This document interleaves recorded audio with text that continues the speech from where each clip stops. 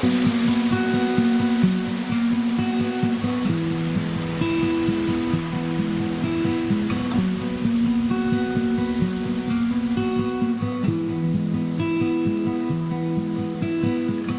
a full-time photographer, specifically a wildlife and nature photographer, and the way that I make a living is, through my gallery, which I've had for 4 years now. But I like to think the majority of the time I'm actually in the woods, photographing animals and ferns and mountains and sunsets and things like that.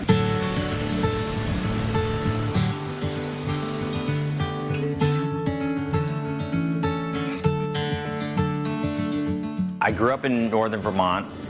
I was homeschooled. My parents taught us at home. We grew gardens, we raised animals for food, and we lived in a very rural part of the state where there were always people around you that could teach you about the outdoors, teach you about the woods, teach you about the mountains. Photography was something I got into as a result of just spending a lot of time in the outdoors. My professional background is as a geologist. Prior to doing all of this here in New Hampshire, I traveled to the Arctic and the Southwest, and spending so much time in cool-looking places just lent itself to wanting to have a camera and capture it all and document just for myself the cool places I've been. And for some crazy reason, that led to an abandonment of my formal career and wanted to do this full-time, which is what I did about 10 years ago. These 3 images are probably among my top sellers and my own personal favorites. I did this sort of as a series this past week, and I was looking at what these 3 have in common, and I think it's inclement weather. If it's nice and sunny and blue skies, I don't really, for one, the animals aren't out because it's hot and sunny. They don't want to be out in the heat any more than I do. And secondly, you don't generally get the mood that I want to create a photograph that is exciting or compelling when you look at it. Here in the Northeast, it's so thickly forested. There's a ton of wildlife here, but it's a huge challenge finding them. So it's a lot of time in the woods, and it's an incredible challenge. So I like the challenge of it. I might be out there, 8 days out of 9, not seeing whatever it is I'm trying to find, whether it be a big bull moose or a bear, or a little cub to photograph in a tree. But it's like when you get it, and you can actually pull off the shot, not just locate the animal, but pull off the shot, it's a jackpot.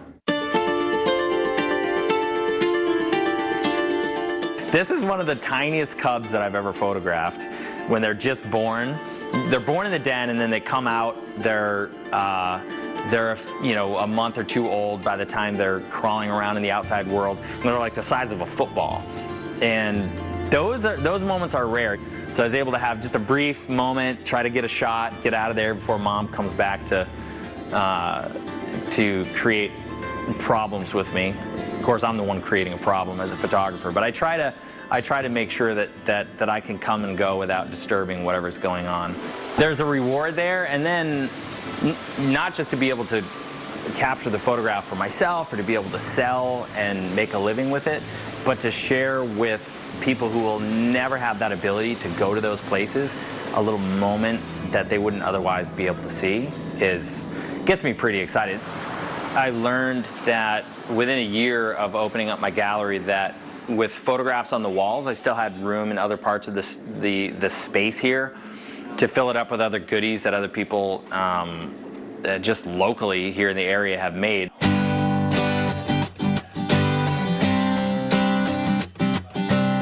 The feedback is great because you never know what people are going to like. When I opened up the gallery 4.5 years ago, I didn't know if this would last a month.